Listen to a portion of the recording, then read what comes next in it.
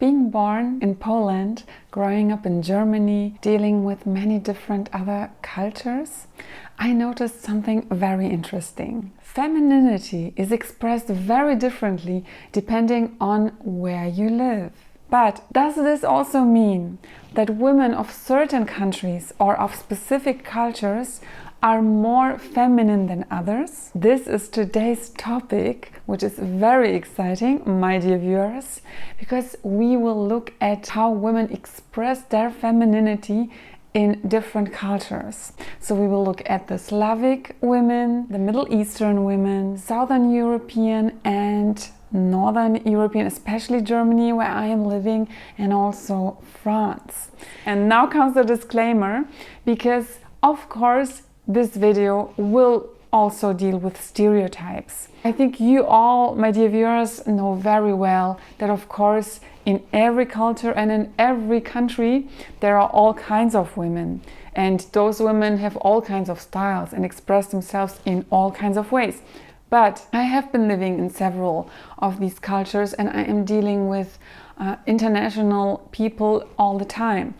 And also my friend circle is very international. We cannot deny that there are specific tendencies. When you travel to a specific country and you just look around, you see a specific big picture. So you look at the women on the streets, how do they dress, how do they move, what kind of charisma do they have? And this is the tendency that I am referring to. So I was born in Poland and also I have a very good friend from Russia. What are my observations? It is a fact that most Slavic women have a strong pride in beauty. So they love those typical feminine things, such as feminine clothes, dresses, skirts, high heels, makeup, long hair. So everything that is kind of stereotypically feminine or that in society is known or typed feminine. Slavic women, especially in Russia, but also in Poland, in the Czech Republic, etc., tend to dress more in this way. So when you go on the streets, you see much more women wearing high heels, especially in Russia, or in Poland also when going out, you see more women using a feminine makeup or colorful lipstick. They love polished makeup, also meticulous grooming, and especially when going out. So their femininity is expressed in strength and glamour, I would say, because aside from those rather superficial, visible aspects that you can see, Slavic women also have a strong strength, and especially the Russian women are very confident in their body language. So the other aspect that you will see, and that is quite easy to observe, is the body language. The confident body language, especially a confident walk. You also notice the Polish women's very chic styling, even for casual outings. It is a mix of soft and strong, because you see the softness in the appearance, but the strength in the confidence. So the lesson here for us: femininity can be expressed as resilience combined with a polished, very polished appearance, and with a bold, but at the same time soft body language. Now let's move on to number 2, the other culture that I grew up in and that had a strong influence on me, but not styling wise. I'm talking about Germany. And also what I will be observing here, I observed in some other Northern European countries, such as the Netherlands or Scandinavian countries. In Germany, most or many women have a more pragmatic and, let's say, practical approach to expressing their femininity through clothes. So clothes is mostly, or in many women, more casual and also more practical. There are some areas where you don't see that tendency that much. For example, I'm a dancer, so I'm a lot within the dance community, where women, also German women, tend to dress and style themselves much more femininely than the average. But here I'm really referring to the whole big picture that you would see on the street. And there you see more trousers, you see more dark colors, you see more sporty or practical clothing, less feminine, less dresses, less heels. This is something that you would see if you come like here. Although I have to say that nowadays Germany has become very, very international, especially Berlin, the city where I live. And also women, or German women, focus more on a natural look with regard to makeup. Many women, or some women, are not using makeup at all, or just a little bit. So you won't see as many high heels and skirts on the streets here in normal places as in Poland, for example, or the Slavic countries. So femininity here often blends strength and professionalism with subtlety, so a very subtle charm. For me personally, when I am in normal environments and not in the dance community, for example, and I dress a little bit more feminine or a little bit more elegant,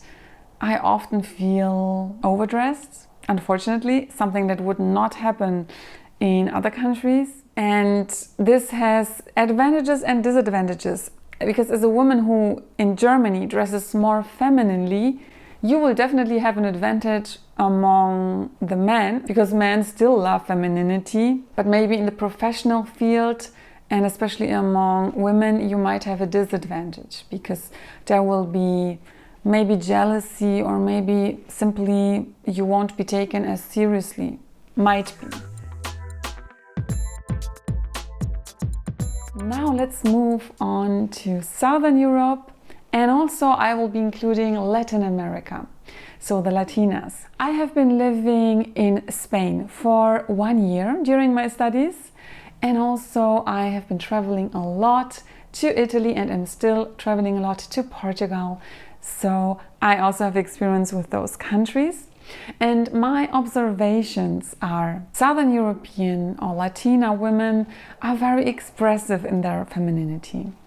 So what I mean, they are very warm and passionate in their body language, while the body language of the Slavic women is more soft, but also very confident and a little bit more reserved. Southern European women are more passionate in moving. They tend to dress more sexy, especially Latina women, and the use of gestures, of bold eye contact and of lively conversations is also very visible. Women in Spain and also in Southern Europe use rather bolder colors than in Northern Europe. They also use more dresses. Even the clothes are simply more vibrant, more bold, and also more feminine. And I noticed that especially when I'm going to shops that exist in all countries. For example, Zara. So when you go to a Zara in Spain, you will find different clothes, because of course the buyers are buying different clothes, than when you go to a Zara in Germany.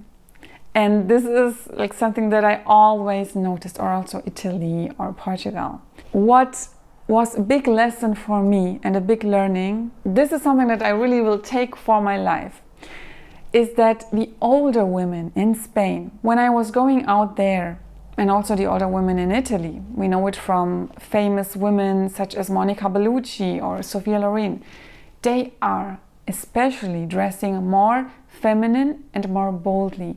They are using more makeup, they are styling their hair in a more youthful way. They are not shying away from wearing dresses in vibrant colors.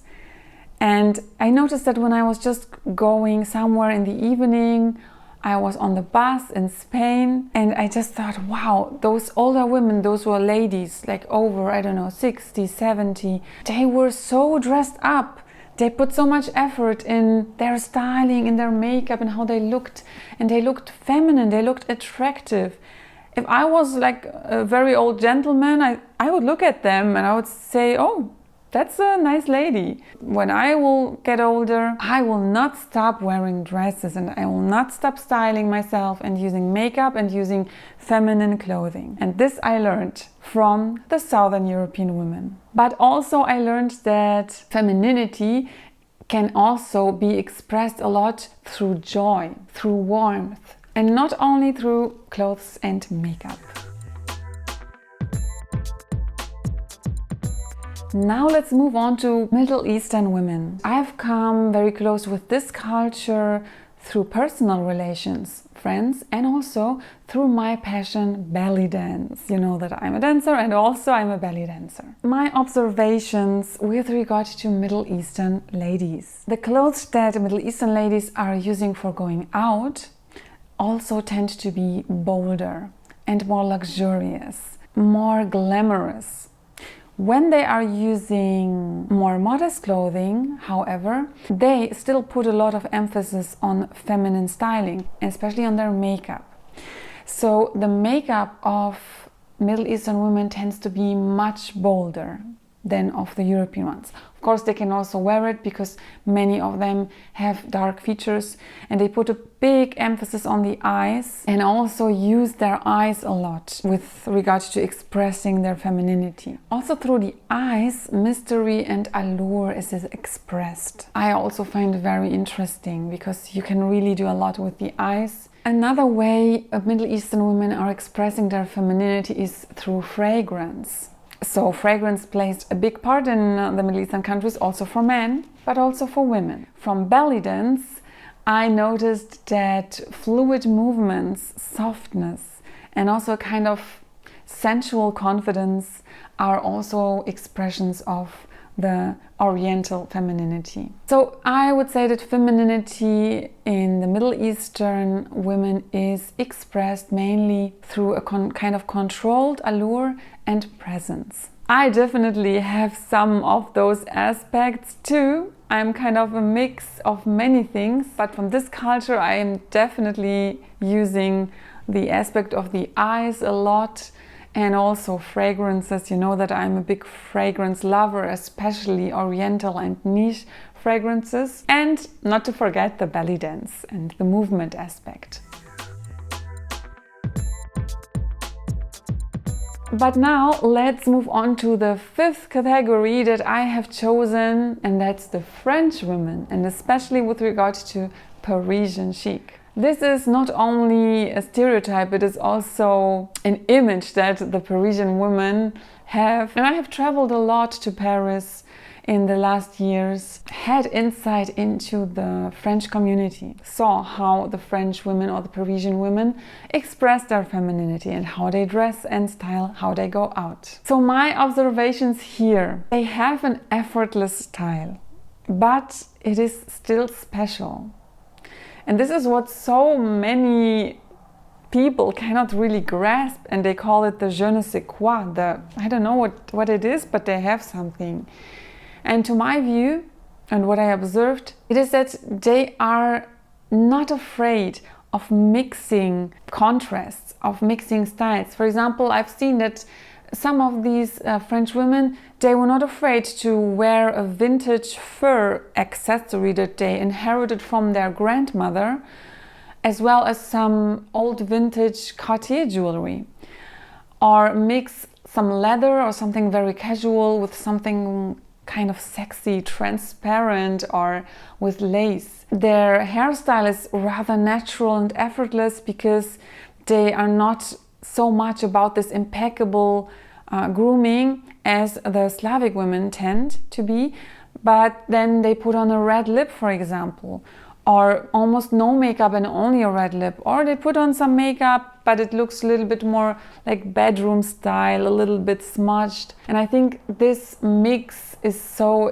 interesting and also fascinating or magnetic to many. So I would say that the femininity, or the lesson for us, is that femininity can be also a mix of understated confidence and charm, and it is definitely inspirational because this effortlessness mixed with this kind of glamour or femininity is simply fascinating because it has a contrast within its expression itself. I was not able to cover all cultures or countries because I am not experienced in all of them, and I just wanted to share with you the ones that I really have experience with and that I know what I am talking about.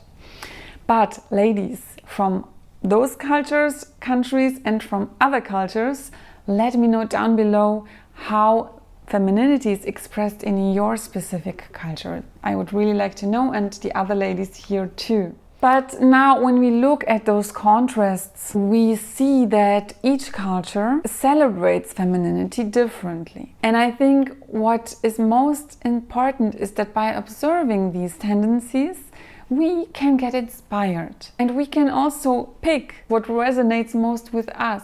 And now I would also like to read from you if you personally feel aligned with how femininity is expressed in your country or in your culture, or if you feel more drawn to the way femininity is expressed in another culture. Let me know, and I will see you in my next video.